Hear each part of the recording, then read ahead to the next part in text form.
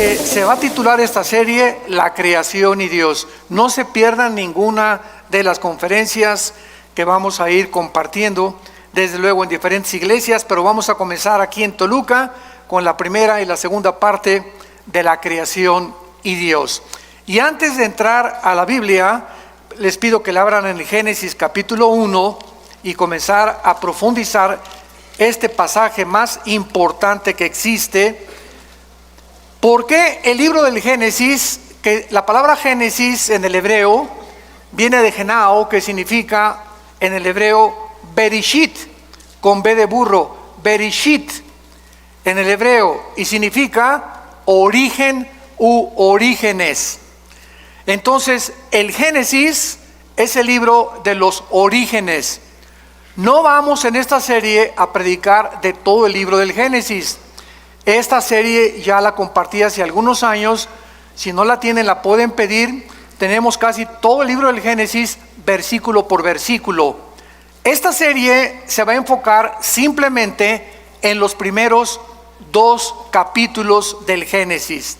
O sea, vamos a entrar con microscopio, vamos a entrar con lupa.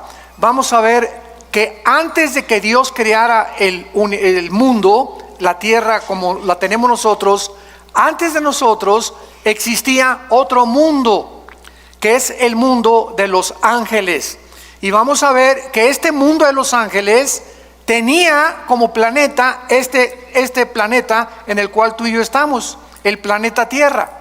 Y vamos a ver cómo Dios comenzó a formar todo, y vamos a ver la profundidad que existe nada más en los primeros 2 versículos del Génesis. Ahí nos podemos detener casi un mes para que podamos nosotros entender la profundidad de la mente de Dios. Entonces vamos a estudiar claramente la eternidad de Dios.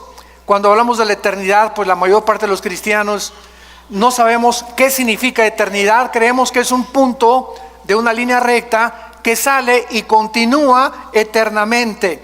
Sin embargo, esto es una medida de nosotros, esto no es la eternidad. O cuando decimos por los siglos de los siglos o secula seculorum, creemos que ya nos vamos a seguir extendiendo por todo el tiempo. Vamos a descubrir otras cosas diferentes que Dios hizo y creó, y vamos a ver también las 3 palabras en el hebreo que son importantísimas para poder entender qué cosa Dios creó de la nada, que es la palabra bara, qué cosa Dios creó para formar, que es yatzar, y qué cosa es darle forma a algo, que es la palabra asa, así como suena, bara, yatzar con Y y asa. Si nosotros no conocemos estas 3 palabras, entonces no vamos a entender, por ejemplo, por qué hasta el 4.º día Dios creó los cielos y la tierra. Y cuando alguien me dice eso, yo les digo, ¿en dónde dice eso? Porque en mi Biblia no lo dice. ¿Cómo no, hermano? Léale ahí, Génesis 1:14, dijo luego Dios. ¿Qué cosa dice? No dice Dios creó, dijo luego Dios, haya lumbreras. Y esta palabra haya es la misma palabra hebrea, haya, que significa hacer o que se ponga algo en movimiento. Entonces el sol y la luna ya existían. Dios no los creó en el primer día de la creación de nosotros, sino que en el mundo anterior de nosotros el sol y la luna ya existían, y el universo sufrió una especie de congelamiento para que cuando Dios volvió a recrear todo y a colocarlo en nosotros, Dios puso en movimiento lo que ya existía. Entonces todas estas cosas escondidas y todas estas cosas maravillosas de la Biblia las vamos a ir, por favor, estudiando, analizando, investigando con lupa, con microscopio, porque es ya tiempo que la iglesia de Dios pueda salir de la leche y ya podamos comenzar a comer algo mucho más sólido, que es la palabra de Dios. Ahora bien, para esto es muy importante que recordemos algo. Necesitamos aprender a pensar. Todos se quedan ahorita así. ¿Qué querrá decir con que yo necesito pensar. ¿Qué acaso soy un mono o un simio? ¿No pienso o no razono? Bueno, cuando estoy diciendo necesitamos aprender a pensar, el pensamiento dentro de la filosofía griega o dentro de Sócrates, Platón, Demóstenes, etcétera, etcétera, significa no solamente pensar en algo, sino meditarlo, comerlo, asimilarlo hasta que tú lo entiendas. Y esta es la palabra que se usó en el hebreo, meditar. Salmo número 1: de día y de noche medita en este libro de la ley. Dios le dice a Josué, Josué 1:8 y 9, Josué medita día y noche. O sea, medita es la palabra que se usa para las vacas. Cuando una vaca come, tiene varios estómagos. ¿Sabían ustedes eso de las vacas? Entonces la vaca come la paja o la hierba y hace esto, y le da, y le da, y le da, y le da, y después de 10 o 15 veces la pasa a los intestinos. Eso es la palabra meditar. De tal manera amó Dios al mundo que dio a su Hijo, de tal manera, y comienzas, de tal manera, ¿de qué manera, Señor? Y ahí hay una pregunta: amó Dios al mundo, ¿nos amaste? ¿Qué significa el mundo? ¿Las personas o el planeta Tierra? Que dio a su Hijo unigénito. ¿Qué significa que nos diste a tu Hijo? Y te vas analizando cada frase, la vas asimilando, vas pensando en ella, y de repente, eureka, como decían los griegos, lo entiendes y comienzas a descubrir la iluminación que necesitamos de la palabra de Dios, que nos la da el Espíritu Santo. Entonces ya adquiere la Biblia vida a tu espíritu, porque has aprendido a leerla. Y no basta leerla, hay que estudiarla, hay que meditarla, pensar en ella y hay que memorizarla. Yo no les pido a nadie que levante su mano en esta mañana, pero ¿cuántos de ustedes memorizan 2 o 4 versículos diarios? Si yo te paso al frente, de perdidas puedes decir de memoria el Salmo 23, ya de perdida. O podrías decir de memoria el Salmo 90, o nada más Juan 3:16. Estoy hablándoles muy en serio, O sea, si el cristiano no memoriza la Biblia, no vas a poder expandir tus pensamientos ni tu comprensión de la voluntad de Dios. Tenemos que memorizarla todos los días. Ponte en un papelito, Filipenses 1:6, estando persuadido que el que comenzó la obra la perfeccionará hasta el día de Cristo. Lo pones ahí en tu espejo, lo pones en tu carro, en lugar de venir con el celular ahí, lo pones en tu oficina, lo pones en tu computadora y estás pensando y repitiéndolo en la noche. Mi amor, por favor, pídeme que te repita tus versículos, y le estás dando y dando. Hermano, es que a mí no se me queda nada, porque nunca piensas. Yo no tengo memoria porque no la has practicado. Pero si no estás en un psiquiátrico, tienes memoria. Si no estás mal de la cabeza, tienes memoria. Y no se te quedan las cosas porque nunca lo has practicado. Es como un músculo la memoria. Tenemos que estar ejercitando, y vas a descubrir que podemos llegar a memorizar capítulos enteros, salmos enteros de la Biblia. Entonces todo esto es lo que se llama, y lo que le dice Pablo a Timoteo en su segunda carta: esfuérzate en la gracia de Jesús. Necesitamos poner más de nosotros para poder comprender más la mente de Dios. Hace muchos años, en Job capítulo 38, versículo 4, Dios le hizo esta pregunta a Job. Ahora bien, si a la iglesia ni la Biblia traes, pues ya no queda más cosa, ¿verdad?, más que llorar. Porque ya venía a la iglesia sin la Biblia, pues ya entonces ya no hay manera de poder explicar nada. Job 38:4.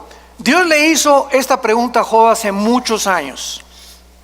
¿Dónde estabas tú cuando yo fundaba la tierra? Házmelo saber si tienes inteligencia? En otras palabras, esta pregunta nadie la ha podido contestar. En el afán de poder nosotros, los seres humanos, tratar de descubrir el origen del universo, o cómo el hombre fue puesto por primera vez, qué fue primero, el hombre o la mujer, fue realmente una primer pareja la que comenzó en el planeta Tierra, y además hacia dónde se dirige el universo y nuestra vida. En este afán de descubrir las cosas, ¿qué hemos hecho? Muy bien, hemos utilizado dos medios: la ciencia. La palabra ciencia significa conocimiento humano, cuando es la ciencia secular. Entonces, a través de la ciencia, los científicos han inventado, han hipotetizado, han especulado, han filosofado, tratando de cómo comenzó todo, e inventaron una teoría. Por eso se llama teoría. ¿Cuál es esta teoría? Se le llama el Big Bang, o la gran explosión. El universo, dicen los científicos, que no tiene nada de ciencia en esto, porque no es científico, porque para que sea científico tiene que ser demostrado. Entonces, como no se puede demostrar por medios naturales ni en un tubo de ensayo cómo comenzó el universo, los científicos dicen que fue una explosión, y que de esa explosión se formaron los planetas, etcétera, etcétera. Pero sin embargo, en el siglo XX, cuando comenzaron a profundizar en la primera y la segunda ley de la termodinámica, ¿qué dice la primera y la segunda ley de la termodinámica en la física? Que nada se crea ni se destruye, y que todo está sufriendo un deterioro, una descomposición, todo se echa a perder. El carro le tienes que cambiar el aceite, tenemos que pintar los edificios, yo tengo que estar tomando vitaminas, haciendo ejercicio, nuestro cuerpo celularmente se está muriendo, el universo entero está sufriendo un desgaste. El Sol pierde millones de toneladas masa cada segundo. Las galaxias se están cada vez expandiendo y alejándose más y más y más unas de otras. Esto es lo que establece inexorablemente la primera y la segunda ley de la termodinámica. Muy bien, estas leyes están declarando que es imposible que el universo haya comenzado con una explosión. ¿Por qué? Porque al decir que si el universo comenzó con una explosión, y de la explosión surgió la materia, el tiempo y el espacio, estamos contradiciendo las mismas leyes de la física. Señores físicos y astrofísicos que nos acompañan y que nos escuchan a través de las redes sociales, ¿cómo puedes tú ser físico y astrofísico y contradecir, enseñarles a tus alumnos: venimos de una explosión y venimos de la nada, todo fue un accidente, y contradecir las leyes que te han enseñado, que son la base de la misma física? Entonces, nada se crea del desorden al orden, todo es al contrario. Si yo tengo una enciclopedia y recorto en pedacitos todas las hojas de la enciclopedia y las pongo debajo de un ventilador, ¿cuántos millones de años tomaría para que se pusieran de la A a la Z en orden? Yo les contesto: 10 a la 12ª potencia. Infinito. Nunca se haría tal cosa. ¿Cuánto tardaría para poner a 3 changos en un piano para que sacaran la 9ª sinfonía de Beethoven? Nunca jamás podría ser eso, una certeza se podría alcanzar, nunca jamás. Entonces es imposible, y al mismo tiempo, si llegamos a la conclusión, todo surgió de una explosión. Muy bien, maestro, le voy a seguir la corriente a lo que usted me está enseñando. Usted me enseña que la materia surgió de la nada. Ahora, ¿la nada produce algo? La nada no produce nada. Y si comenzó con una explosión, ¿quién la produjo la explosión? Tuvo que haber un acelerador que haya producido eso. Pero si no había nada antes de la explosión, ¿qué la produjo? Y seguimos esta línea filosófica y acabamos con la pregunta de los 64,000 pesos. ¿Y el pensamiento quién lo produjo? Virgen de María y José. La materia produce el pensamiento. La materia produce pensamiento. Un pedazo de roca, un pedazo de materia produce el pensamiento y la conciencia humana. Entonces se dan cuenta que estamos pensando. Es a lo que me refería. Cuando comenzamos a aprender a pensar y a seguir la lógica elemental, que es la línea que se tiene que usar para poder llegar a una verdad, necesitamos aprender a pensar y no aceptar simplemente, pues venimos de Chita, el universo fue hecho de una explosión, y en las universidades y en los museos se sigue enseñando esto y la gente nunca se para a pensar si es verdad lo que te enseñaron.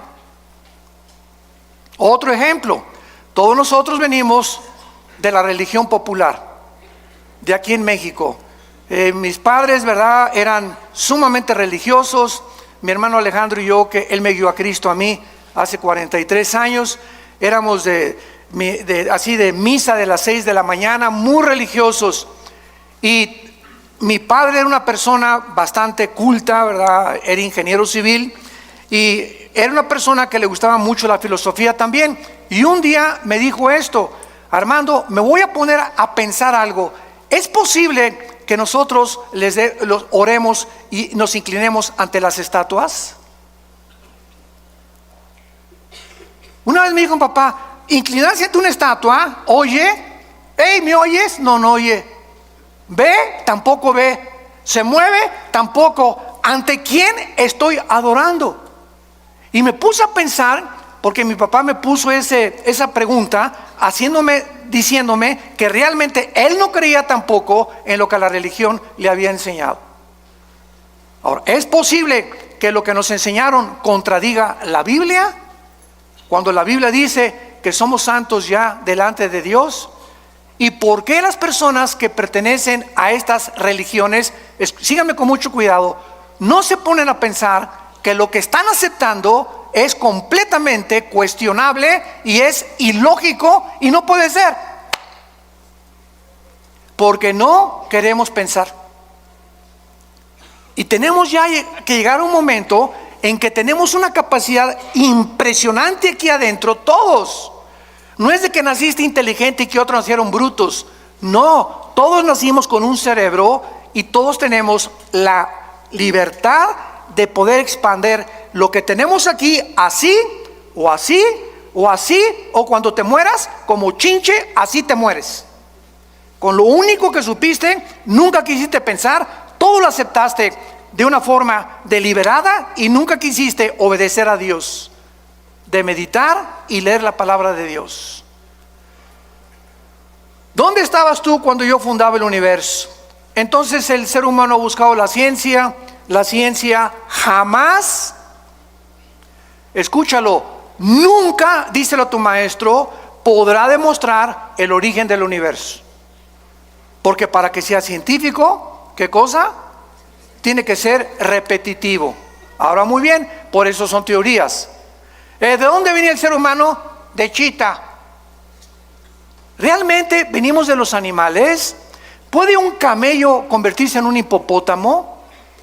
¿Puede una jirafa convertirse en un venado? ¿Puede un tiburón convertirse en una ballena?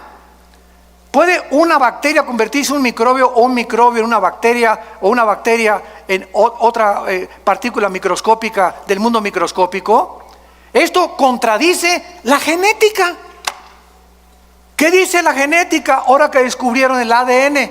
1954, los doctores Crick y Watson, que tenemos dentro un software en las millones de células de nuestro cuerpo, donde dentro de mi célula tengo una particularidad donde está escrito quién soy.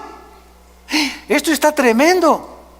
Dentro de nuestro cuerpo, en cada una de tus células está escrito quién eres, cuántos años vas a vivir, qué color de ojos tienes, qué color de tu piel es, el color de tu cabello, la altura, la mancha de tu abuelita, las orejas de papalote de tu abuelo, el carácter emocional berrinchudo de tu mamá, etcétera, etcétera.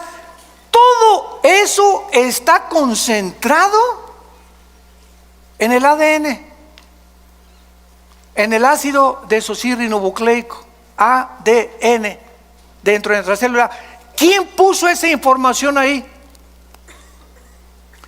El ADN de un camello es diferente al ADN de un hipopótamo, de un tigre, de un perro, de una vaca, etcétera, etcétera. La biología y la genética impiden la mutación de una especie a otra especie. ¿De dónde inventan que venimos de los animales? Nunca se han puesto a pensar. Ya la biología, las leyes de la ciencia, de la física, contradicen la teoría de la evolución que te enseñan en la universidad. ¿Y por qué te la siguen enseñando? ¿Por qué esos maestros que te la enseñan no quieren pensar? ¿Y por qué no quieren pensar? Porque les falta honestidad intelectual. Porque si fueran honestos intelectualmente podrían decir: oye, la biología niega la evolución. Los aminoácidos, que son los ladrillos de la vida, han impedido, impiden e impedirán la evolución. La física impide la evolución. ¿Por qué? Porque no venimos de menos a más, vamos de más a menos. La genética impide la evolución por la construcción del ADN, que no se puede hacer una mutación de una especie a otra especie. Y como dijo Dion Teofilito, en mi tierra, y seguirán buscándolo. El famoso eslabón perdido.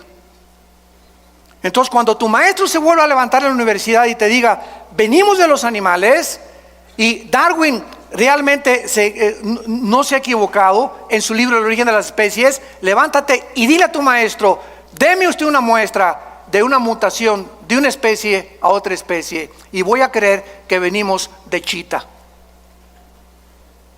Pero se sigue enseñando. ¿Por qué se sigue enseñando? Porque no quieren pensar y porque saben que si se ponen a pensar van a acabar en la Biblia.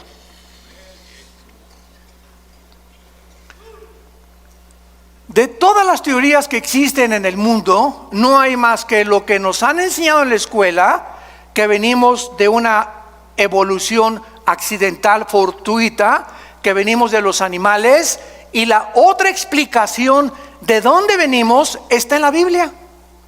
No está en el Corán, ni en los Vedas, ni en el Tripitaka de los Budas, ni Mahatma Gandhi, ni de Confucio. En ningún otro libro sagrado, ningún otro libro de los billones de literatura que existen nos dicen de dónde venimos y quiénes somos, más que la Biblia. Ahora, ¿de veras dice eso la Biblia? Es lo que vamos a ver. Y no solamente lo dice, sino que lo comprueba. Y conforme el mundo pasa y la ciencia evoluciona, la ciencia dice, y la Biblia tenía razón. Durante siglos se preguntó: ¿por qué José no se metía con María para que naciera Jesús? Se aceptó, y la iglesia romana dijo: es un dogma de fe. Tienes que creer que Jesús no se metió con María porque es un dogma de fe, sin dar ninguna explicación. Sin embargo, en 1954, lo compartimos en el desayuno ayer, se descubre el ADN y se descubre que el ser humano está dividido en dos: hombres y mujeres, macho camacho y las reinas de la casa. Más nos vale. Ok, ¿qué determina que tú hayas nacido hombre? ¿Y qué determina que tú hayas nacido mujer? ¿Sabes qué determina que seamos los hombres y que tú hayas nacido mujer? Nuestros cromosomas. Los cromosomas de la mujer son XX. El hombre tiene XY. El cromosoma Y no lo tiene la mujer, lo tiene el varón. En otras palabras, cuando mi papá se juntó con mi mamá, el cromosoma Y de mi papá ovuló el cromosoma X de mi mamá y nací macho camacho. Y si tú eres mujer, cuando tu papá tuvo relaciones con tu mamá, el cromosoma X del varón ovuló el cromosoma X de tu mamá y naciste mujer. Y hemos llegado a un siglo, el siglo XXI, donde se está discutiendo el género, con la famosa biología del transgénero, y decirles que si un niño se quiere vestir de mujer, que lo dejen, Y si una niña si quiere jugar a los soldados, que la dejen y que se vista de soldado. Cuando la misma biología es la que determina, cerremos ya la Biblia, la biología determina quiénes somos. Entonces, si tú tienes hasta un examen de sangre y tienes la Y, eres hombre. Nadie te va a cambiar y es imposible que te cambien tu masculinidad. Así te hizo Dios, así acéptalo. Y si tienes los dos X, eres mujer. Y nadie se atreva a cambiar tu feminidad con la cual Dios te creó como mujer. Hemos llegado a un grado de dioses, de decir, cambiemos a este hombre en mujer y esta mujer en hombre. Y llegar al grado que es el síntoma más grande de descomposición social, de poder llegar hasta el matrimonio, hombres con hombres, mujeres con mujeres. Y destruir el patrón de la familia que tiene su origen en la Biblia y creer que ahora la familia es hombre, con niños, mujer y mujer con niños. Y la Biblia dice que la familia es un hombre con una mujer que fue la que parió a mis hijos y esa es mi familia delante de Dios. ¿A qué grado hemos llegado por no pensar? Lo aceptamos todo y se está convirtiendo en normal. Ya se está aceptando como algo normal. Ya están en las bodas de hombres con hombres. Ay, mijito, que se casó con Pepe y Pepe con Carlitos. Que sean felices. ¿Cuál felices? Es una mentira. El 63% de las personas que se han querido cambiar el sexo en el transgénero, lo dicen los psiquiatras, se han suicidado. Cuando una persona pierde su identidad, lucha con demonios que tratan de robarte tu identidad y confundirte, y vienen las depresiones, vienen las luchas angustiosas de las emociones y los sentimientos, porque el diablo te está atormentando. Tienes que ser libre en el nombre de Jesús y aceptar como Dios te hizo. Nadie aplaude, pero que Dios los bendiga. A la palabra de Dios. Muy bien. Y por otro lado, en su afán de descubrir el origen de las cosas y del universo y nosotros, se ha recurrido a la ciencia y a la brujería, al ocultismo, a las limpias, a tratar de penetrar en el mundo del más allá, con espíritus, con contacto con los muertos, con contacto con los espíritus, porque no sabemos quiénes somos, ni a dónde se van los muertos, ni qué nos da la energía, ni qué nos da el poder. El hombre ha caído en la brujería desde los tiempos de Babilonia, en la Torre de Babel. La Biblia dice que la brujería, la astrología, la magia tuvieron su origen en Babilonia, que es la ciudad más nombrada después de Jerusalén en la Biblia. Comienza la Biblia en Génesis 10 con Babilonia y termina en Apocalipsis 17 y 18 con Babilonia otra vez, porque significa confusión. El hombre sin Dios está confundido y por eso hemos tomado caminos que la evolución, que la brujería, que el ocultismo, que voy a cargarme de energía en las pirámides de Teotihuacán, voy a consultar a los muertos con los mediums que me hagan limpias. Todas estas cosas son el fruto de la ignorancia de la Biblia. Jesús dijo: yo soy la luz, y bajó del mundo hace 2000 años para alumbrar nuestros ojos. Vivimos en un mundo oscuro, santos de Dios, damas y caballeros, un mundo perdido. Cada quien trae su rollo, cada quien por su camino. Ya los gobiernos no saben cuál gobierno, cuál ideología es la buena. Los economistas están perdidos, las religiones están perdidas, la filosofía está perdida. Ya no hay forma de relativismo, humanismo, hedonismo, etcétera, etcétera. El mundo sigue así. ¿Por qué? Porque estamos en tinieblas. Y Jesús hace 2000 años vino a sacarnos de las tinieblas. Y te ofrecen esta mañana, y ustedes que nos escuchan, salir de esa oscuridad, que las vendas se te caigan, recobrar tu verdadera identidad y ser feliz con una vida en abundancia, que es la vida que Cristo nos vino a dar. Muy bien.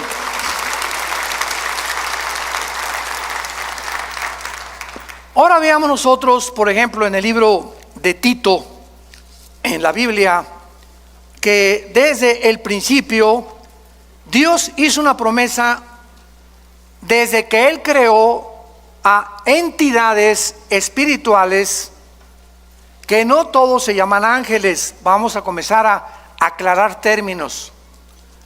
La Biblia le ha llamado ángeles a los serafines, a los querubines y desde luego a los ángeles. La palabra malak, con M de mamá y K al final, malak, en el hebreo significa enviados o correos. Y la palabra angelus en el griego, que se tradujo ángeles, significa lo mismo, mensajeros. Entonces, Dios creó, lo vamos a ver, serafines que se encuentran arriba de Dios. Arriba, todos los días diciendo santo, santo, santo. Dios creó después a otras entidades espirituales que se llaman querubines. La palabra querubín significa los que arden en el hebreo, los que arden. Y acuérdense que cuando Dios diseñó el arca en el tabernáculo, puso dos querubines, ¿se acuerdan? Inclinados con alas, dos alas cada querubín, mirando hacia el propiciatorio, hacia donde la sangre, el sumo sacerdote, una vez al año la derramaba. ¿Por qué? Porque los querubines en la Biblia significan la protección de la santidad de Dios. Entonces, los querubines no son mandados al mundo ni al universo. Son criaturas que están cerca de Dios, pero los ángeles son las criaturas que Dios creó y que se parecen a nosotros. Los ángeles son igualitos a los seres humanos. Si se apareciera ahorita un ángel, no distinguirías si es un ángel o es un ser humano. Dice Hebreos 13:4 que muchas veces hemos hospedado gente que no nos hemos dado cuenta que son ángeles. Aun cuando en su verdadera esencia los ángeles son altos, ¿verdad?, luminosos y fortísimos. Uno solo mató en el Antiguo Testamento a más de 3,000 filisteos. Entonces, los ángeles son los mensajeros de Dios. Las criaturas que Dios ha enviado desde donde Él habita hacia el mundo donde tú y yo vivimos. Y los ángeles, dice Hebreos capítulo 1, nos sirven a nosotros para cuidarnos. Salmo 30 y 90 también, a sus ángeles mandará ante ti que tu pie no tropiece en piedra. Y son luminares que nos guardan y nos han guardado muchas veces de muchos accidentes y de muchas cosas que nos pudieron haber sucedido de no haber sido por su intervención invisible. Entonces, esto es muy importante entenderlo. Los querubines no son ángeles, los serafines no son ángeles, los ángeles son los mensajeros, los que han venido al mundo a cuidarnos y a observarnos las 24 horas. En Tito capítulo 1, versículo 1 y 2, vean ustedes que antes de que Dios creara a los ángeles, querubines y serafines, antes de cualquier cosa, dice así: Pablo, siervo de Dios y apóstol de Jesucristo, conforme a la fe de los escogidos de Dios y el conocimiento de la verdad, que es según la piedad. Escucha, en la esperanza de la vida eterna, la cual Dios, que no miente, prometió desde antes de ¿cuándo? Antes de que nada fuera creado. Dios prometió que a las criaturas que Él iba a crear fueran eternas. Y todas las criaturas que Dios ha creado somos eternas. Tanto los ángeles caídos que van a ser condenados serán condenados. Nosotros viviremos eternamente. Entonces es lo que se llama la vida eterna, que es la vida con Dios. Dios diseñó, planeó que todo lo que existiera fuera eterno porque Él es eterno. Entonces Dios le plació en su sabiduría crear la eternidad para que nosotros pudiéramos vivir en ella. Vean por ejemplo en Isaías capítulo 57, lo que la Biblia dice acerca de la personalidad y de la esencia de Dios. Isaías 57, versículo 15. Porque así dijo el alto y sublime, el que habita. ¿Dónde habita Dios? Ahorita explicamos qué es la eternidad. Ahí vamos a entrar ya. El que habita la eternidad y cuyo nombre es el Santo. Yo habito en la altura y la santidad, con el quebrantado y humilde de espíritu, para hacer vivir el espíritu de los humildes y vivificar el corazón de los quebrantados. Ahora sí, pongan mucha atención. Ya vamos a comenzar a aclarar muchas cosas. La eternidad, supongamos que está así, ¿verdad? En un espacio ilimitado, desde luego. Dios habita en la eternidad. La eternidad no hay tiempo.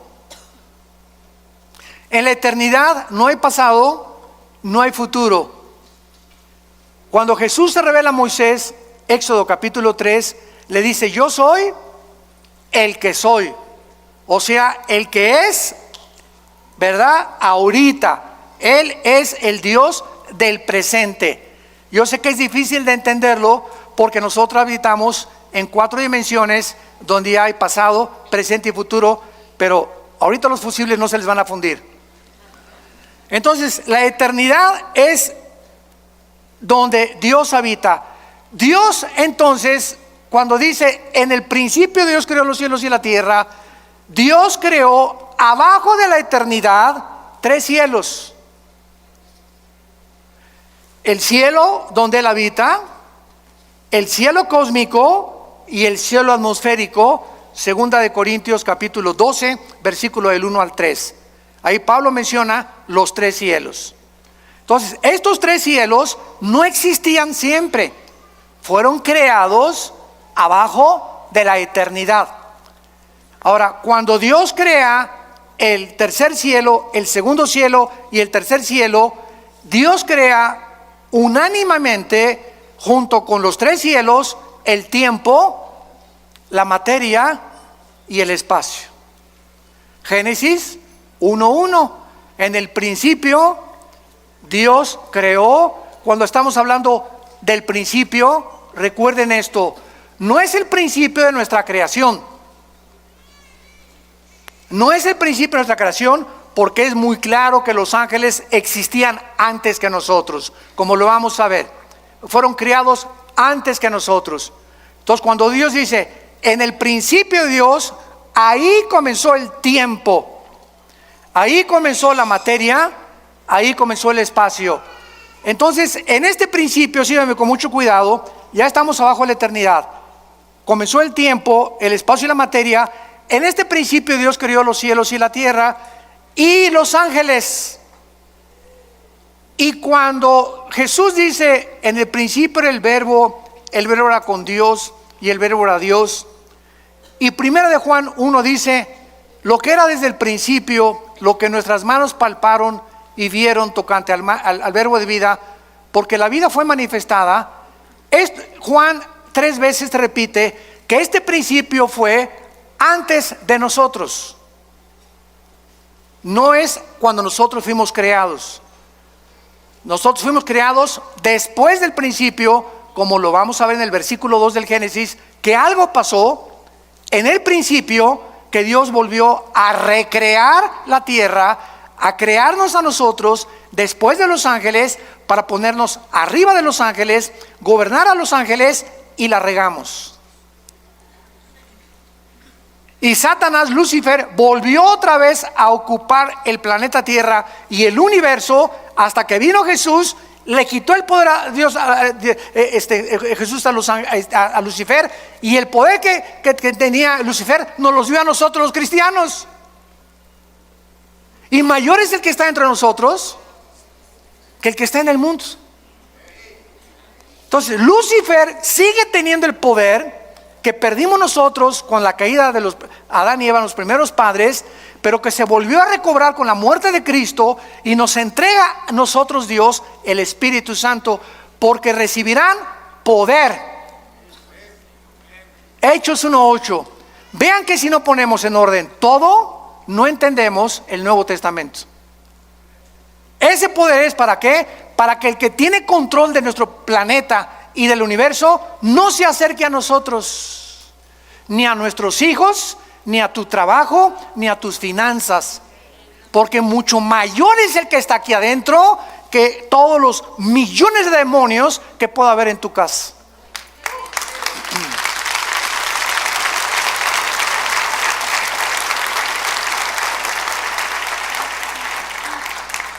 Ya, por favor, no digan: pastor, ¿puede venir a mi casa a echar el chamuco fuera? Pastor, oigo ruidos en mi casa, tengo mucho miedo, ¿puede venir a orar por nosotros a la casa? ¿Qué no sabes que tú tienes el mismo poder? ¿Pero por qué no lo sabes? Por la ignorancia de la Biblia. No la estudias, no la meditas, no la lees, no te ha iluminado el Espíritu Santo el entendimiento para saber que en tu casa tú eres el sacerdote con tu esposa, y tú puedes llegar a tu casa y en el nombre de Jesús aquí se va cualquier espíritu que no sea el de Dios, y aquí habita Jesús, y mi casa es tuya, Señor, mi dinero en el banco no es mío, es tuyo, todo lo que tenemos es tuyo, cualquier daño que le quieran hacer a tus bienes, Señor, te lo hacen a ti, no a mí, porque me pongo a tu disposición, porque tú me hiciste, y de tu gracia damos y de tu gracia recibimos.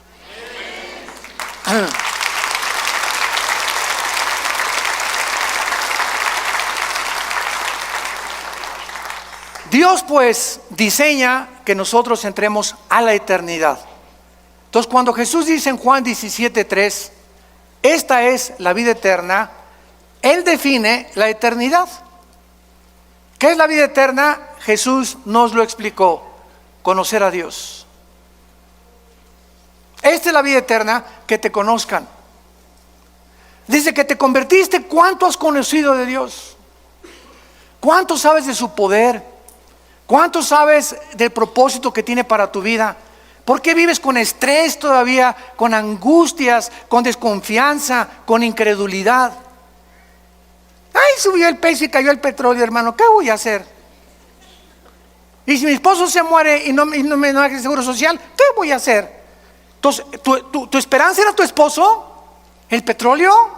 ¿El peso? Dios nos está viendo. Y dice 1 de Pedro que somos sostenidos por la fe mediante el poder de Dios. Entonces, cuando tú crees, activas el poder de Dios.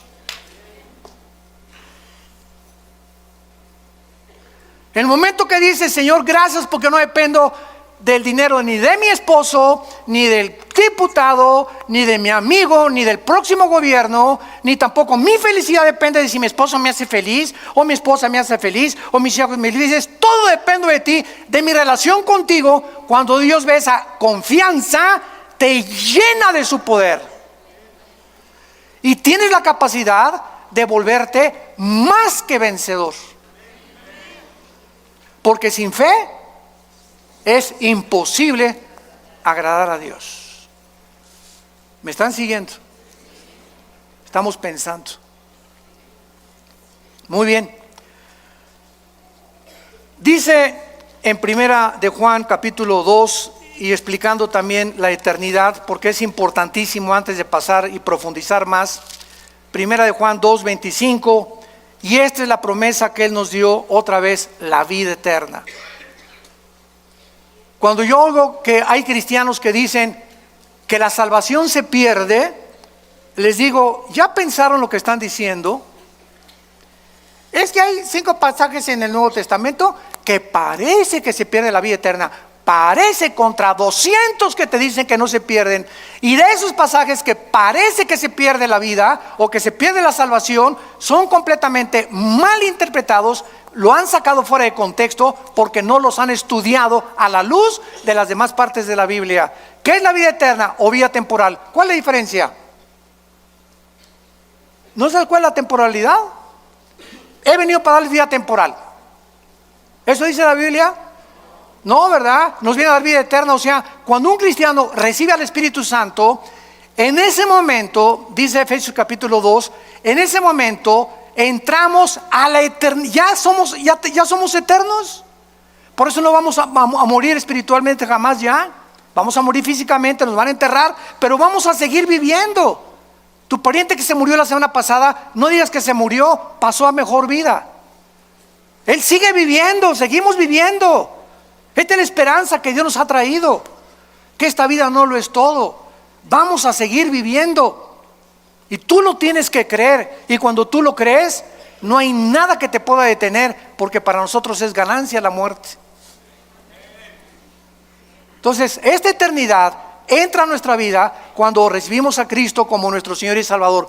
Ya estamos sentados, dice Efesios 2, con Cristo. Ya somos más que vencedores, Efesios 1:3. Ya hemos sido bendecidos con toda bendición espiritual. ¿Qué significa esto?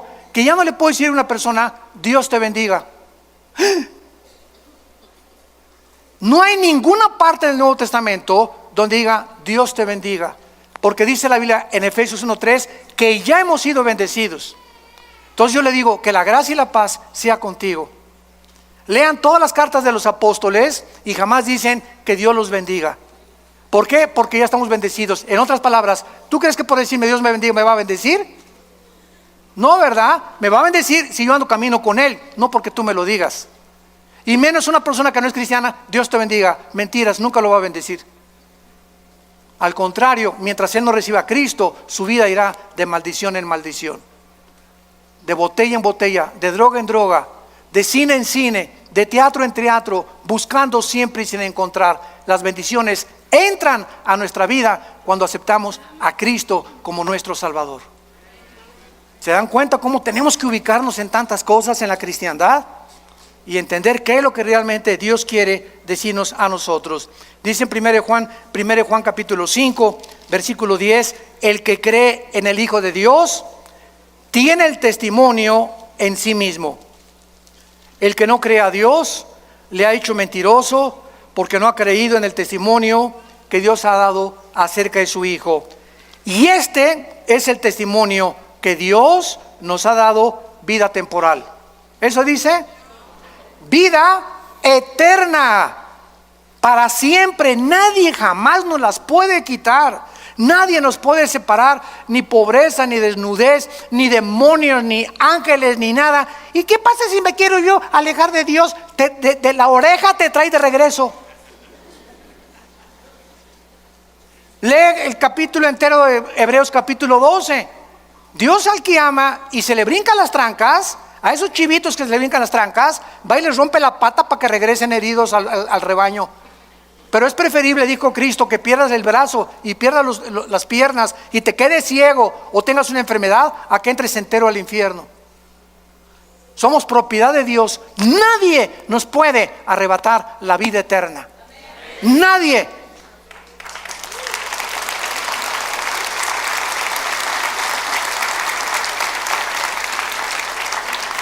Dios nos ha dado vida eterna y esta vida está en su Hijo. El que tiene al Hijo tiene la vida. El que no tiene al Hijo no tiene la vida. En otras palabras, tú puedes tener una religión, ser católico, bautista, venir aquí a Vida Nueva, carismático, nazareno, mormón, no me importa la religión que tengas. Si tú tienes una religión y no tienes al Hijo, no tienes más que una religión, no tienes la vida eterna. Para tener la vida eterna necesitamos que Jesús entre a nuestra vida. Es un regalo que Dios nos da, que le abras tu corazón y que lo recibas como tu Señor y como tu Salvador. Porque Él es el Hijo de Dios, el poseedor de la vida eterna.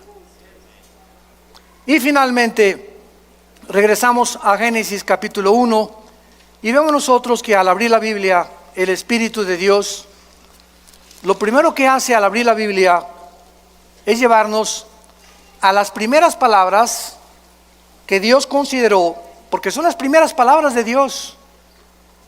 Dios consideró que era lo primero que tenía que decirnos, que toda la creación tuvo un principio. En el principio El universo no es eterno, hubo un principio. La ciencia, gracias a Dios, el siglo XX lo reconoció por la segunda ley de la termodinámica, que es imposible que el universo haya sido eterno. Tiene que haber tenido un principio, como la Biblia lo establece y como las leyes de la física lo confirman también. Ahora bien, si el universo tuvo un principio y nosotros de ese principio nos alejamos cuando pecamos contra Dios, cuando tú recibes a Jesucristo, tu vida comienza a tener un principio. Comienzas otra vez a caminar con Dios. ¿Ya naciste de nuevo? ¿Ya tienes a Jesucristo como tu Señor y Salvador? Porque en el momento que tú lo haces, en el principio de mi vida, fue hace 43 años, mi vida antes de que yo fuera cristiano era un desastre. Pero cuando comencé con Cristo, comencé a caminar con Dios. Y a partir de ese momento, todas las bendiciones de Dios, el plan de Dios, la eternidad, lo comencé a comprender. Las vendas se nos caen de los ojos y comenzamos a ver la luz de Jesús. Ustedes son la luz, dijo Jesús, Mateo 5. Así alumbre vuestra luz delante de los hombres. Dios te quiere salvar para que vayas con tu familia que está en la oscuridad, en el paganismo, en la idolatría, en las religiones. Somos la luz del mundo a tus amigos, en tu bufete de abogados, en tu consultorio médico, en tu taller de carpintería, en tu escuela, en tu secundaria. ¡Alumbra! Levanta la voz, no seamos cobardes. Dios no nos ha dado un espíritu de cobardía, sino de poder.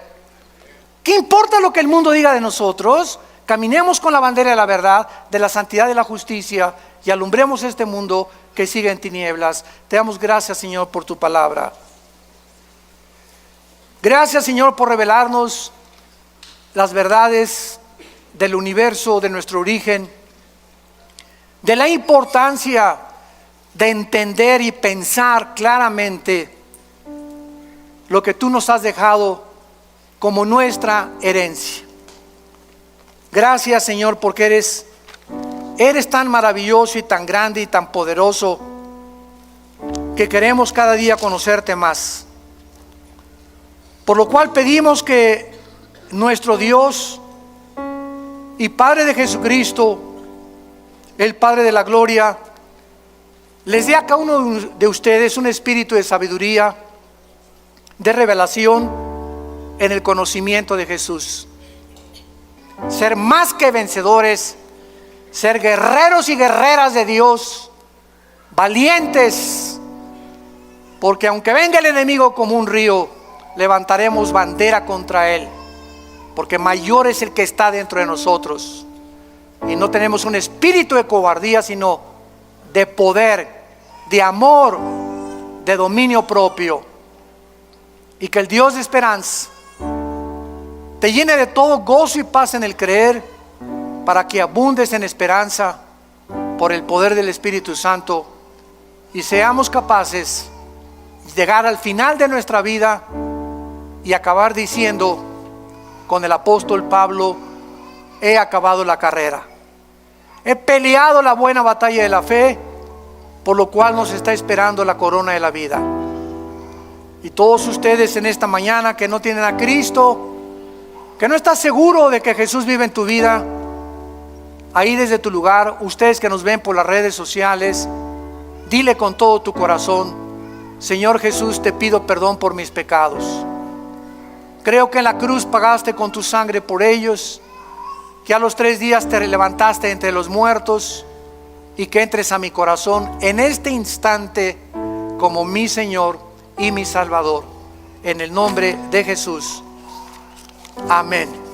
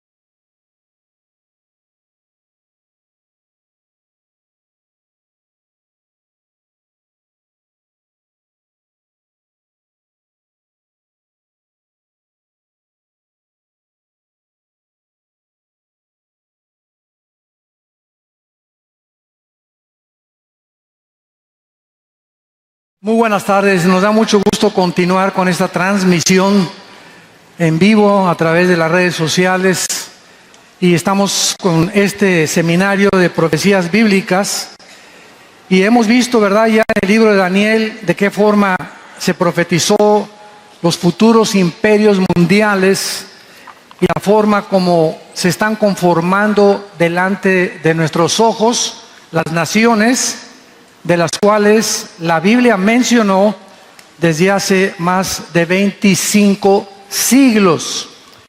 Y otra cosa que es muy interesante es que, por ejemplo, ahora el fenómeno de la migración de los refugiados en Europa ha causado algo de una forma geopolítica tan profunda, ha sacudido Europa por lo siguiente. Los europeos ya no quieren tener hijos.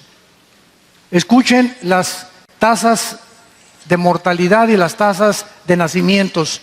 Por cada musulmán, por cada europeo que nace, nacen 8 musulmanes. En otras palabras, en 10 o 15 años, Europa es un continente musulmán. Y la Biblia dice que cuando el anticristo venga, a ver si nos da tiempo a analizar Ezequiel 38, cuando el anticristo venga, las naciones que van a ocupar el control del Medio Oriente y de Europa serán musulmanas. Esto es impresionante. Entonces, el imperio musulmán, ¿verdad?, tratando de establecer el califato. La palabra califa significa el sucesor. Entonces, ahorita el hombre, ¿verdad?, Bagdadi, que es el jefe de ISIS en Siria, está tratando de establecer que en todo el Medio Oriente, otra vez el califato vuelva a resurgir.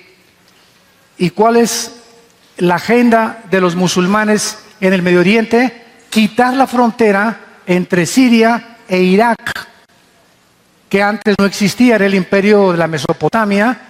Y entonces conquistar todo el Medio Oriente con los sunis, porque cuando murió Mahoma, aproximadamente en el año 624, 630 después de Cristo, al morir Mahoma, el Islam se dividió en 2 ramas, entre los sunis y los chiitas.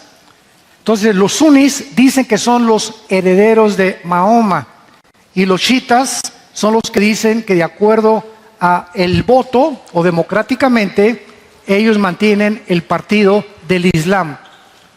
Entonces ahorita todos los ISIS son sunis, en Irán son chiitas y en Arabia Saudita también. Entonces, ¿qué impide ahorita que ISIS en el Medio Oriente conquiste el Medio Oriente? 2 monarquías, las únicas que quedan, Arabia Saudita y Jordania. Y acabando con estas 2 monarquías, el califato se establece por todo el Medio Oriente y entonces brincan. Ellos dicen que su peor objetivo es matar al Papa, acabar con el Vaticano y gobernar Europa. Entonces, qué impresionante que todo esto que está pasando esté sucediendo. ¿Y cuál es el problema? ¿Por qué no han acabado con ISIS? Porque a Rusia no le conviene, ¿verdad?, que acaben con ISIS. Estados Unidos sí le conviene y hay un choque ahorita de naciones, un choque de mentalidades, Occidente con Oriente, porque Rusia, China e Irán defienden y Estados Unidos quiere acabar con ellos con el propósito de establecer el califato y Estados Unidos de que Assad no siga gobernando la nación de Siria. Bueno, todo esto es maravilloso y es exactamente como se está conformando. Muy bien, vamos en esta segunda conferencia a analizar, y tengo como tema, la milagrosa existencia de la nación de Israel. No cabe duda que uno de los misterios más grandes que ha enfrentado la historia, y para todos los maestros que nos acompañan, universitarios, sociólogos, médicos, historiadores, etcétera, etcétera, muy pocas personas saben el milagro de por qué Israel sigue existiendo. El regreso de Israel el 14 de mayo de 1948 a su tierra, después de haber sido dispersados por casi 20 siglos en el mundo entero, se llevó a cabo el 14 de mayo, uno de los eventos históricos únicos, peculiares, singulares de la historia de las naciones. Israel es la única nación en la historia que en un día se independiza y recobra su soberanía. Y la pregunta de todos nosotros es: ¿por qué Dios escogió a Israel? Y vamos primero a tratar de entender por qué Dios escogió a Israel y por qué no a los mexicanos. Y si hubiera escogido a los franceses, ¿y por qué no a los ingleses? Y si hubiera escogido a los chinos, ¿y por qué no a los japoneses? Así somos nosotros de inconformes. Pero gracias a Dios que tenemos respuestas en la Biblia. ¿Por qué escogió Dios a Israel? Número 1. Hay 5 razones para esto, los que las quieran apuntar. Para formar, en primer lugar, la primera nación monoteísta de la historia.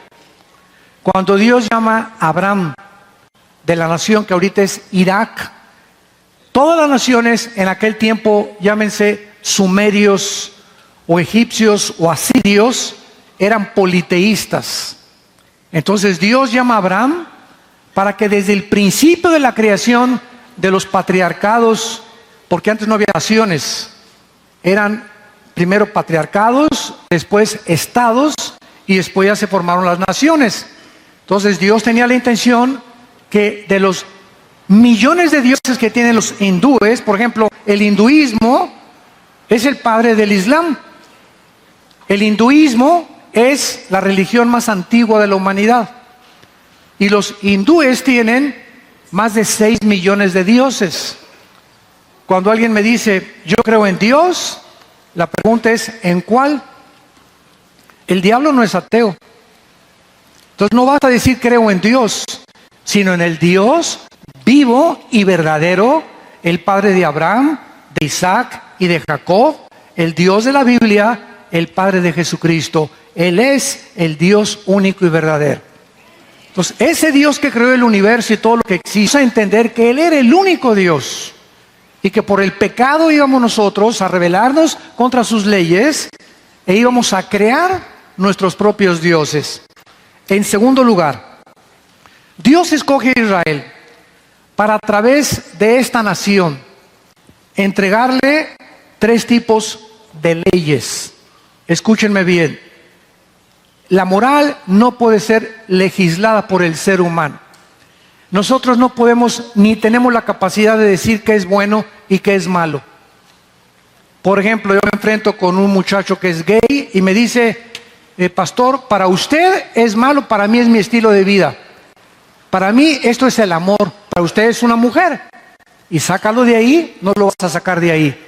Un pederasta, no sé cuántos de ustedes sepan, en 4 meses en Estados Unidos se está juntando la unión de pederastas para demandar al gobierno que a ellos no les gustan ni las mujeres ni los hombres, sino los niños. Y que legislen la ley porque su deseo sexual no es con mujeres ni con hombres, es a los niños. Imagínense a dónde vamos a llegar.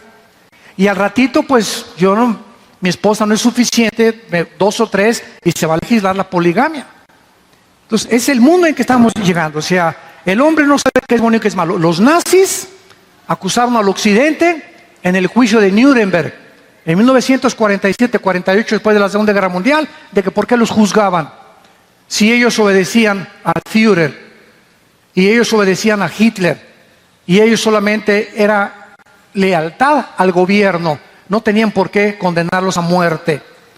Hasta que un abogado inglés en el juicio de Nuremberg les dijo, pero ustedes tienen otra ley en el corazón que se llama la conciencia moral. Entonces nos damos cuenta que si Dios existe, nos tiene que dejar leyes establecidas por Él. Él estableció la ley de la gravitación, las leyes electromagnéticas, la ley de la gravedad. Son leyes físicas inexorables, que no se pueden cambiar. Y los científicos y la ciencia existen gracias a las leyes del universo. Porque si no tuviéramos las leyes y la continuidad de que la Tierra gire exactamente en 24 horas y en 365 alrededor del Sol, y no hubiera la inteligencia del universo, no habría ciencia. La ciencia está basada en la observación de los fenómenos. Entonces, gracias a las leyes que existen en el universo, la ciencia se hace posible. Entonces Dios le da a Israel las leyes morales. Vean, por ejemplo, en el libro de Levítico, capítulo 18. Después de que el pueblo de Israel llegó al Sinaí, en el monte Sinaí, Dios les entrega 3 tipos de leyes. Número 1, las morales, que se encuentran en el libro de Levítico y también en el libro del Éxodo. Dice, por ejemplo, en Levítico capítulo 18, versículo 19, y no llegarás a la mujer para descubrir su desnudez mientras esté en su impureza menstrual. La Biblia, hace más de 3.500 años, nos prohíbe a los hombres tener relaciones con nuestra esposa mientras se encuentren en ese cambio hormonal que todas las mujeres tienen 7 días al mes. Y en esos 7 días ni toques a tu mujer, porque chillan porque volvió la mosca. Es un cambio hormonal que las afecta en sus emociones, en sus sentimientos, y que si no somos entendidos los varones de qué importante es en esos 7 días decirle, mi amor, yo te voy a lavar la ropa, yo te voy a llevar tu desayuno a tu cama, vamos a ver una buena película al cine, trátala con pinzas, más que una reina en ese tiempo, y no te atrevas a tocarla sexualmente. Y ahora, ¿verdad? La ciencia descubre después de mucho tiempo las consecuencias de tener relaciones con una mujer en el tiempo de su menstruación. Versículo 22, no te echarás con varón como con mujer, es abominación. Versículo 23, ni con ningún animal tendrás ayuntamiento, amancillándote con él. Ni mujer alguna se pondrá delante de animal para ayuntarse con él, es perversión. Por eso se llama la Santa Biblia, porque nos dice la verdad. La Biblia no nos esconde los pecados más profundos del ser humano. Y la Biblia es bien clara, ¿verdad? Que tener relaciones antes de casarse, sexuales, tener relaciones con animales, tener relaciones en el ciclo menstrual, ya casados, tener relaciones con otra persona, se llama fornicar. Es la palabra porneia, de donde viene la palabra pornografía, que es el deterioro o la degradación de lo que Dios ha hecho con el sexo. Entonces nosotros no inventamos el sexo. Ahí me da risa cuando veo en la televisión el doctor experto en sexo. Cálmate. La doctora experta en sexo, espérame tantito. Oiga, médico, usted no inventó el sexo. El único que nos puede decir cómo usar el sexo, cuándo usarlo y cuándo no usarlo, es el Creador. Mientras tanto, si él tiene tendencias homosexuales, va a apoyar una cosa, si no va a apoyar otra cosa, ¿verdad? Y el único que tiene autoridad para hablarnos acerca del sexo es Dios, porque Él fue el creador del sexo y Él anhela que nosotros lo usemos como una bendición. Capítulo 20 de Levítico.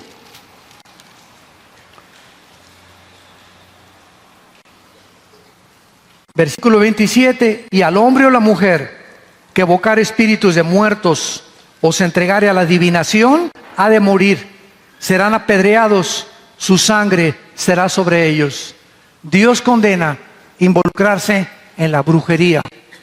Hay pues la famosa esa tablita Ouija, es lo más satánico que existe. Dicen los psiquiatras de la Asociación de California que el 90% de los jóvenes que se han metido a experimentar con la Ouija han acabado locos o con desórdenes mentales gravísimos, porque el que mueve la Ouija no es más que los demonios. Se están metiendo y pisando terrenos, invocar a espíritus, vamos a invocar al espíritu de Cuauhtémoc, o al espíritu de Zapata, o al de mi abuelita que se murió, y un medium comienza a invocar esos espíritus, están invocando a Satanás. Las cartas tarot son lo más diabólico que existe. La bola de cristal, el café turco, la lectura de la mano, todas estas cosas pertenecen al reino de las tinieblas. Entonces Dios es el que estableció las leyes morales. En segundo lugar, las leyes ceremoniales, que se encuentran en Levítico también. ¿Qué significa esto? Dios es el que ordena y determina cómo el ser humano debe acercarse a Él. No somos nosotros, a través de la invención de las religiones que hemos inventado, hay más de 25,000 religiones en el mundo, no somos nosotros los que vamos a decidir cómo acercarnos a Dios. Todas las religiones que existen nacieron con Caín. Cuando Caín le ofreció a Dios el fruto de sus obras. Y desde el principio de la creación, Dios estableció que cuando nos acercáramos a Él, Él nos regalaría la salvación a través de la muerte de un sustituto, a través del derramamiento de sangre, porque la vida, antes de que se descubriera la circulación de la sangre, la Biblia lo establecía, la vida del hombre está en la sangre. Y en tercer lugar, las leyes civiles, en el libro de Deuteronomio. Antes del derecho romano, ustedes que son abogados y que nos visitan, los licenciados, etcétera, etcétera, la Biblia establece las leyes antes de los romanos, antes de los griegos, antes de todo, cómo deberían de gobernar los estadistas. Vean rápidamente en Deuteronomio capítulo 1 lo que Dios le dijo a Moisés. Y dice así, y estas leyes, repito, son inexorables, las leyes civiles. Dice Deuteronomio capítulo 1, versículo 13 en adelante. Denme entre ustedes, de vuestras tribus, varones sabios y entendidos y expertos, para que yo los ponga por vuestros jefes.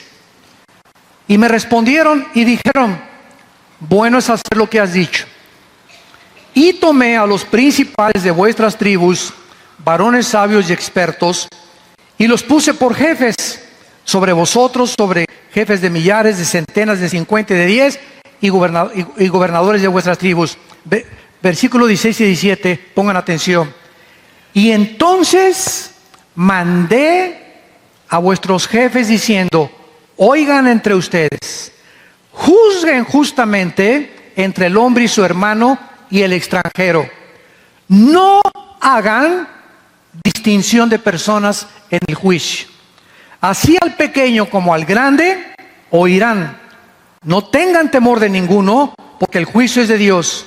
Y la causa que les fuere difícil, la traeréis a mí y yo lo oiré. Desde entonces, el símbolo de los abogados, ¿verdad?, y de las leyes, es una mujer con los ojos vendados, con una espada en la mano y una balanza en la izquierda. Es el símbolo de la justicia. ¿Por qué? Porque un juez, un gobernante, un diputado, un presidente, cualquier persona que tenga la autoridad de poder ejecutar leyes o de juzgar, no puede ver si es rico o es pobre, si es influyente o no es influyente. La justicia tiene que ser ejecutada y la balanza en la mano, sin distinción de personas. Y hay de los jueces y las personas encargadas en autoridad que se dejan comprar, que venden el llamado que Dios les hizo en la abogacía o para gobernar por causa del dinero, de la influencia o de la reputación. Porque esto es lo que Dios estableció antes de que el hombre determinara qué es bueno y qué es mal. Un juez no puede más que juzgar con los ojos vendados. En otras palabras, si es rico o es pobre, si es indígena o es millonario. El hecho que sea indígena no le da derecho a tener los derechos que tiene un millonario. Y si tú haces lo contrario, has violado la razón por la cual tú fuiste llamado a la profesión que estás ejecutando. Y el juicio viene después para esas personas, los gobernantes civiles. En tercer lugar, Dios le da a Israel, o llama a Israel, para que a través de ellos, a través de los judíos, nos llegara la Biblia. Romanos capítulo 9. Para que a través de Israel tuviéramos este libro que tenemos en esta mañana en nuestras manos. Dice Romanos 9, versículo 4, que son israelitas, de los cuales son la adopción, la gloria, el pacto, la promulgación de la ley, el culto y las promesas. Entonces Dios escoge una nación para que esa nación influya en las demás naciones del mundo y para que esa nación le comunique al mundo, así como en el Nuevo Testamento escogió a la iglesia. ¿Quiénes somos nosotros? La iglesia no es el edificio. Dios no habita en templos hechos por manos humanas. La iglesia somos nosotros, las personas, y somos un pueblo llamado fuera del mundo espiritualmente para decirle al mundo: arrepiéntanse. Esa no es la forma de vivir, compadre. Esa no es la forma de vivir, primo, hermano, maestro de la escuela. Y al enfrentarnos al mundo con las leyes de Dios, nos van a perseguir, vamos a tener oposición. No nos espantemos de esto, porque el mundo está completamente con una venda en los ojos, como la tenías tú y la tenía yo antes de ser cristianos. Pero somos llamados para influir en el mundo y poder influir en tu familia, comenzando en tu casa, en tu familia, con tus papás, con tus hijos, en tu escuela y en tu bufete de abogados, en tu consultorio médico, en la escuela, donde estemos, tenemos que ser testigos de Jesucristo. Y finalmente, en cuarto lugar, Romanos 9:5, para que a través de Israel viniera el Mesías. ¿Nunca se han preguntado por qué en Mateo y en Lucas están las genealogías? Hijo de tal, hijo de tal, hijo de tal. Yo cuando estudiaba teología, Dios, ¿para qué pusiste? A mí ni me interesa esto. ¿Qué hijos, cuántos hijos? ¿Y de qué me va a edificar, consolar o fortalecer este conocimiento, no? Y cuando pasó el tiempo, un maestro mío me dijo: mira, Armando, Jesucristo es el único ser humano en la historia de quien se puede trazar su genealogía desde Adán y desde Abraham. No sé cuántos de ustedes sepan dónde viene el apellido González o Ramírez o el mío o Rodríguez, y podemos ir, por ejemplo, a España, donde hay árboles genealógicos o heráldicos. Yo recuerdo cuando comenzamos a investigar nuestro apellido Alducin o Alducin, llegamos hasta 5 o 6 generaciones. Los reyes, por ejemplo, de Inglaterra y de Holanda, tienen todavía como 8 o 10 generaciones, pero nadie tiene más de 15, 20 generaciones desde donde viene tu sangre y tu tipo de sangre y tu tipo de raza, etcétera, etcétera. Jesucristo es el único. Y cuando vamos a Génesis, encontramos, ¿verdad? Hijo de tal, hijo de tal, hijo de tal, para demostrar que Jesucristo es el Mesías. No es Buda, no es Mahatma Gandhi, no fue Mahoma, no es Zoroastro, no es el Dalai Lama, es Jesús. Su nombre es el Salvador. Por eso Dios escogió a Israel, para demostrar a través de un grupo étnico que la Biblia, las leyes y el Mesías vendría de ellos. Y en Juan capítulo 4 dice la Biblia: la salvación viene de los judíos. Muy bien, ahora veamos algo que es increíble. En el siglo XX, a finales del siglo XX, comenzó a introducirse en la iglesia cristiana una teología que se llamó la teología del reemplazo. Teología del reemplazo. donde muchos comenzaron a enseñar que Israel ya no tenía nada que ver con Dios, que ahora la iglesia era la que iba a establecer el reino de Dios en este mundo y que íbamos a tener un gran avivamiento que está por venir. Íbamos a vencer al diablo y las potestades satánicas y la iglesia establecería el reino de Dios. Israel ya pasó, ya Dios no se mete con ellos. Qué grande ignorancia de Romanos 9, Romanos 10 y Romanos 11. 3 capítulos del libro de Romanos que nos dicen claramente que Dios no ha acabado con Israel y que cuando la iglesia salga en el arrebatamiento y pasen los 7 años de tribulación, la iglesia estará en el cielo y entran al partido contra los Pumas, los judíos. Entran, ¿verdad?, a jugar. Ahorita Israel está en la banca como nación, porque ahorita no hay judío, ni gentil, ni griego, pero ahorita como nación están en la banca. Vaya Dios, cuando gritaron a Pilato, su sangre sea sobre nuestras cabezas, los judíos acarrearon sobre sus vidas una maldición. Por eso han sido perseguidos durante casi 2000 años. Ahora, voy a mostrarles a ustedes en esta mañana de qué forma la sobrevivencia de Israel es milagrosa. Es increíble lo que vamos a compartir en este momento para demostrar la sobrenaturalidad de la Biblia y de qué forma Israel es tan importante a los ojos de Dios finalmente para las profecías bíblicas. Vamos a ver nosotros que, por ejemplo, en el Éxodo, cuando Dios permitió que los judíos atravesaran el Mar Rojo y abrió el Mar Rojo, lo cual no nos cabe duda es un milagro portentoso. Este milagro Dios quería que se quedara impregnado en las mentes de los judíos. Le enseñarás a tus hijos y a tus nietos que con brazo extendido Dios los salvó de los egipcios. Pero veamos Jeremías 23. Jeremías capítulo 23, versículo 7 al 8, donde Dios le dice a Israel las siguientes palabras. Jeremías 23, 7 y 8. Por tanto, he aquí vienen días, dice Jehová, en que ya no dirán más, vive Jehová que hizo subir a los hijos de Israel de la tierra de Egipto. O sea, Dios está profetizando que vendría un milagro más grande que cuando Él abrió el Mar Rojo. Y que el milagro del Mar Rojo iba a quedar en segundo lugar por el milagro que iba a venir. Versículo 8.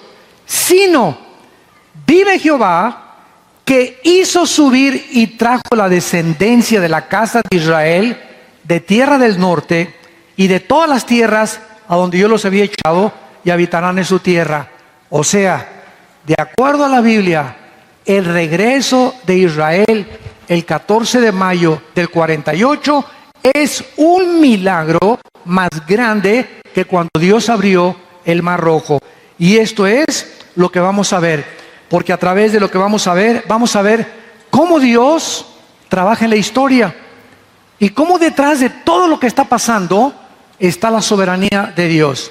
Número 1, veamos este milagro de cómo Dios hizo que sobrevivieran los judíos. En primer lugar, en el libro de Esdras, en el Antiguo Testamento, en el capítulo 1, Dios comienza a dictar a todos los judíos y a todos los que se encontraban en aquel tiempo de que Él iba a despertar, dice el versículo 1 de Esdras, en el primer año de Ciro, rey de Persia, para que se cumpliera la palabra de Jehová.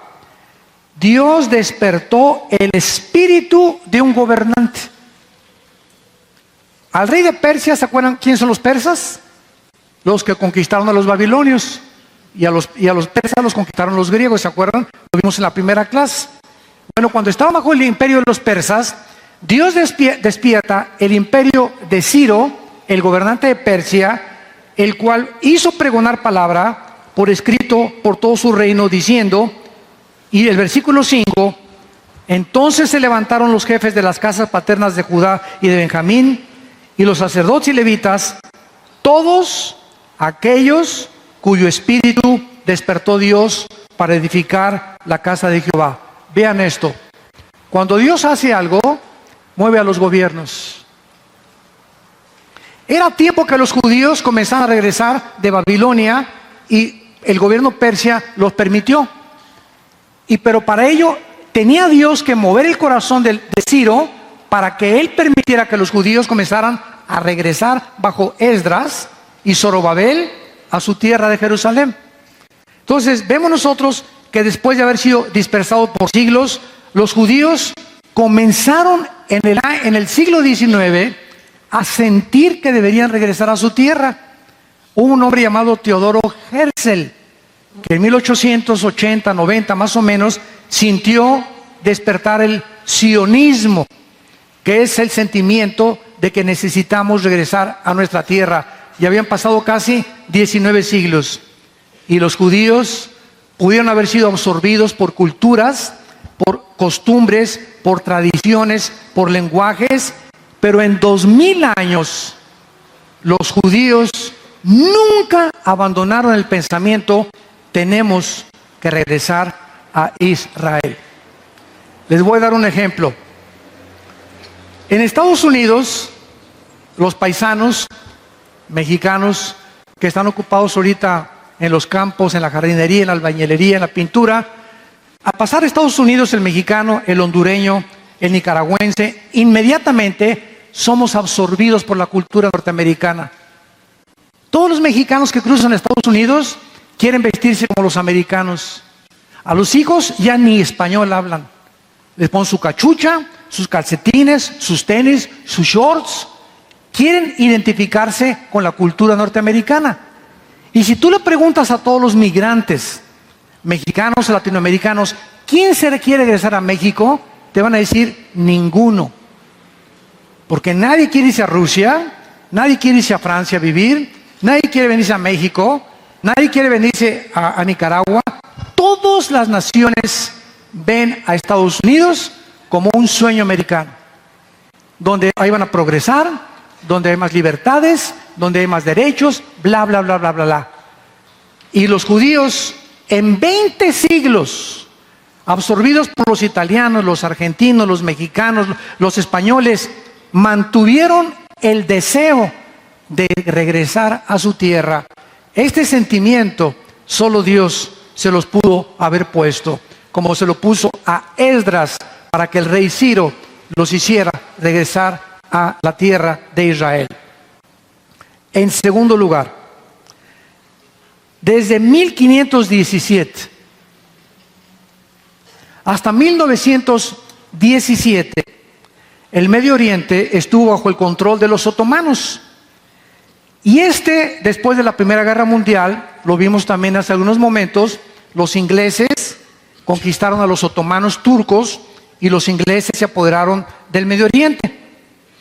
Y este imperio tenía que ser eliminado para que el Medio Oriente pudiera ser dividido en zonas geográficas.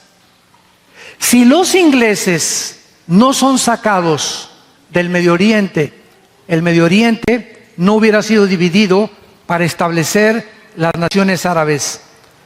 En Jeremías capítulo 2, versículo 14 al 15, se profetizó que vendría el tiempo en que, cuando Israel regresara, nacieran las más naciones que están alrededor de Israel en el siglo XXI.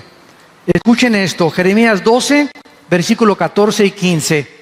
Así dijo Jehová contra todos mis malos vecinos. ¿Quiénes son los malos vecinos? Las naciones árabes, que han tratado de sacar a Israel desde el 48 y sacarlos de su tierra.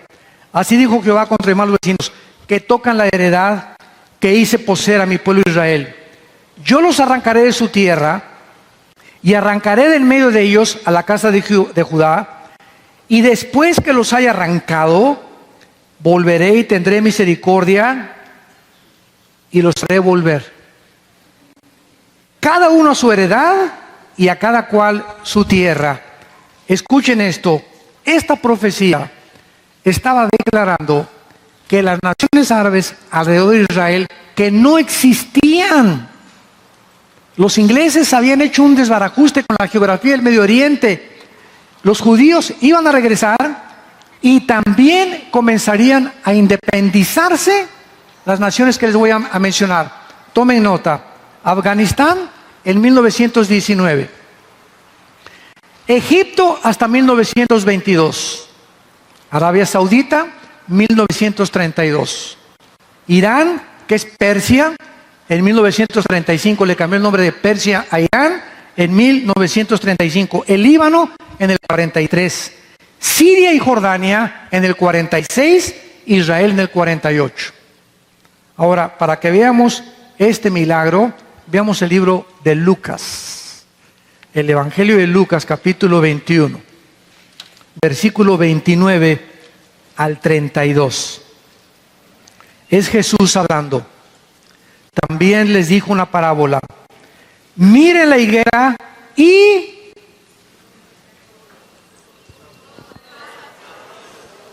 O sea, en la Biblia, la higuera es Israel y los árboles son las naciones alrededor de Israel. Miren la higuera y los árboles. No solamente la higuera, fíjense también en los árboles. Cuando ya brotan, viéndolos, saben por vosotros mismos que el verano está cerca. Así también, cuando ustedes vean estas cosas, sepan que está cerca el reino de Dios. En menos de 30 años, en el siglo XX, se independizan y se forman las naciones que actualmente forman el Medio Oriente. Y Jesús nos advierte, cuando ustedes vean en el Medio Oriente que resurge Israel y las naciones comienzan a independizarse a su alrededor, sepan que el reino de Dios está cerca.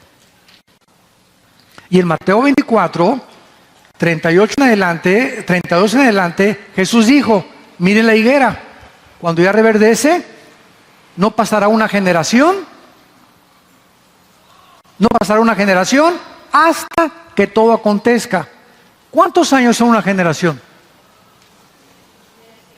Si leen el Salmo 92, dice la Biblia que son de 70 y los más robustos, los que no comen papitas ni Coca-Cola y beben 4 litros de agua diarios y hacen ejercicio, llegarán a los 80, 85, 90 años de edad y algunos hasta más. Entonces, en la Biblia, una generación son entre 70 y 80 años. Del 48 a nuestros días, ¿cuántos años llevamos? 68. ¿Será que en el año 2018, dentro de 2 años, pregunto, que se cumplirá la primera generación de la independencia de Israel? ¿En el 2018 comenzará la gran tribulación? ¿Será que nos quedan realmente 2 años nada más? ¿O será después del 2018? ¿Será esta generación o la de 80 años la que Jesucristo mencionó? Lo único que sabemos es que las condiciones geopolíticas que hemos estudiado ya están listas para las profecías de los tiempos finales que la Biblia profetizó. Nunca la humanidad había vivido tan estresada, tan angustiada. Nunca en la historia había habido tanta depravación sexual. Nunca en la historia había habido tantos divorcios, tanta drogadicción, tanta confusión política de los gobernantes. Ahorita los gobernantes ya no saben qué sistema funciona. Regresamos al comunismo o al socialismo, la democracia tampoco funcionó y como dijo don Teofilito, ni funcionarán. ¿Por qué? Porque son sistemas humanos. No es hasta que venga Cristo a establecer la teocracia, el gobierno de Dios, cuando entonces vamos a poder vivir en paz. Ahora vemos a continuación, en número 3, lo que pasó en la Segunda Guerra Mundial con Hitler. Para que el Estado de Israel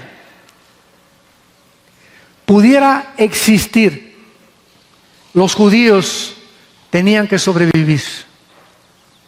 Y Hitler, hasta este momento, yo he leído como 7 biografías de Hitler y de bastantes historiadores, y ninguno de los libros que yo he leído, ningún historiador, desde luego no cristianos, se explican por qué Hitler, teniendo guerra contra Rusia, contra Estados Unidos y contra Inglaterra, se voltea a declararles la guerra a un grupo étnico de judíos que no tenían nación, no tenían armas, no tenían nada, y se obsesiona en destruirlos. ¿Qué movió a Hitler para crear la solución final, como le llamó en los campos de Auschwitz y en los campos de concentración? ¿Qué es lo que lo movió a Hitler? ¿Por qué ese odio jarocho contra los judíos? ¿Por qué? ¿Qué es lo que lo movió? Hoy estás en guerra contra países y te vuelves contra un grupo de indígenas o de un grupo étnico que no tienen ni armas, ni tienen nación, ni tienen nada absolutamente. La Biblia es la única que nos da la respuesta. Y entonces Hitler se dedica a matar más de 6 millones de judíos. Se jura a sí mismo acabar con los judíos. ¿Por qué no con los mexicanos? ¿Por qué no con los italianos? ¿Por qué tenían que ser los judíos? ¿Por qué han sido los judíos a través de 2000 años?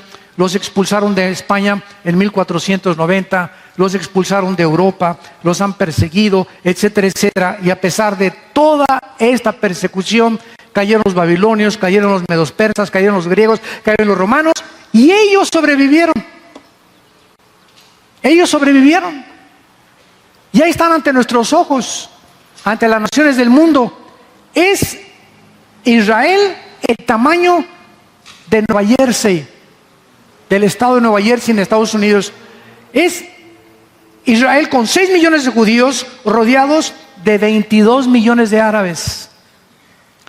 En 1948, a las 5:30 de la mañana, cuando las Naciones Unidas votaron para que regresaran a su tierra, nombraron a David Ben Gurión el primer ministro de Israel. Y a las 5:30 de la mañana estaba David Ben Gurión, aleluya, gloria, Baruch Hashem Adonai Eloheinu. Alabado sea el nombre del Señor. El nombre del Señor es Shema Israel Adonai Eloheinu Eloheinu Echad. Dios es uno y solamente Dios es uno. Y a las 5:30 de la mañana, media hora, cuando se declaran independientes, los atacan los árabes. 1957 los vuelven a atacar. 1967, junio del 1 al 6, todas las naciones árabes, el presidente Gamal Nasser de Egipto dice: exterminemos a los judíos. Ahorita somos aquí, vamos a suponer, 2000 personas. ¿Qué probabilidades tendríamos, ustedes que son matemáticos, en las leyes de las probabilidades de las matemáticas, de salir vivos? Somos 2000 personas y tuviéramos 100 rifles. Y nos rodeara un ejército de 1,5 millones de soldados. Con 100 rifles nosotros nada más. Dentro de las leyes de las probabilidades matemáticas, las probabilidades para que saliéramos vivos es de 12 elevado a la 12ª potencia, 10 elevado a la 12ª potencia. O sea, imposible. Son las mismas probabilidades que Israel tuvo en la guerra del 67, de los 6 días, de salir vivos. Lo rodearon más de 22 millones de Egipto, Siria, Líbano, Jordania e Irak. ¿Saben lo que pasó con los judíos? Hasta este momento los judíos son los mejores pilotos del mundo. Mejores que los MiG de los rusos y que los F-16 y 21, que es el nuevo avión de Estados Unidos. Son los mejores pilotos del mundo. No hay nadie que tenga una fuerza aérea como la tienen los judíos actualmente, ni la tecnología de las armas que tienen los judíos.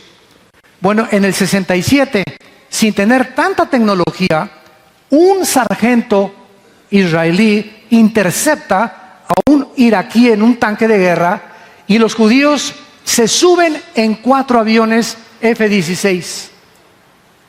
Y a las 4:30 de la mañana se van sobre Egipto y bombardean todo el aeropuerto, la aviación de Egipto.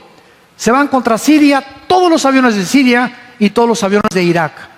Una vez que destruyeron y tomaron posesión del aire, se avientan entonces con los tanques y con los aparatos que usan en la tierra, respaldados por la aviación, para poder en 6 días derrotar y hacer el milagro de la milicia y de las guerras de toda la historia, de Alejandro el Magno, de Carlomagno, de Napoleón, como dijo el general Schwarzkopf, que fue el que dirigió la guerra del Golfo Pérsico en 1990.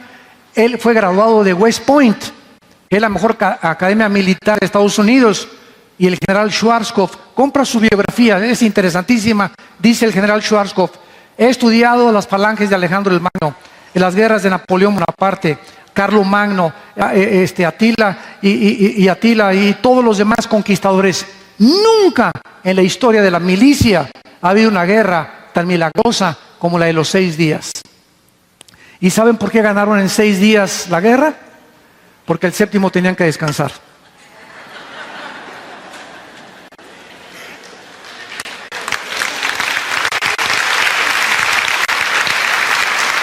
Aquí está. El libro de Amós, capítulo 9, versículo 14 y 15 dice: porque los estableceré sobre su tierra y nunca más serán arrancados. El hecho que estén ahorita donde se encuentran los judíos y no hayan podido sacarlos de ahí, han jurado exterminarlos Irán, y han jurado los árabes matarlos y exterminarlos, es porque Jehová de los ejércitos está detrás de ellos. La sobrevivencia de Israel es una de las evidencias más grandes de la historia del Dios de la Biblia. Entonces, cuando Hitler no pudo con ellos, ¿verdad? Solo Dios lo pudo hacer. Sobrevivieron porque Dios había dicho que tenían que independizarse. Ahora tenemos finalmente, ¿verdad?, la formación del ejército de Israel. Cuando Israel regresa en el 48, tenían como 50 rifles, los rodearon todos por aquí y por allá, y en Ezequiel 37, versículo 10, la Biblia profetizó que serían un gran ejército. Y ahorita no existe ningún ejército en el mundo más poderoso que el ejército de Israel. Todas las naciones les tienen, miren, cuscús. ¿Por qué Irán con las bombas nucleares? ¿Por qué el psicópata de Kim Jong en Corea del Norte? ¿Por qué Rusia? ¿Por qué no se atreven?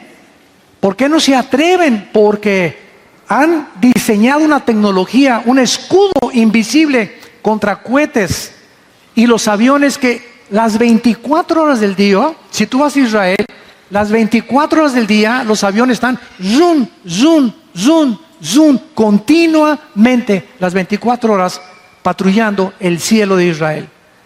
Y si tú vas a Israel, vas a ver a muchachos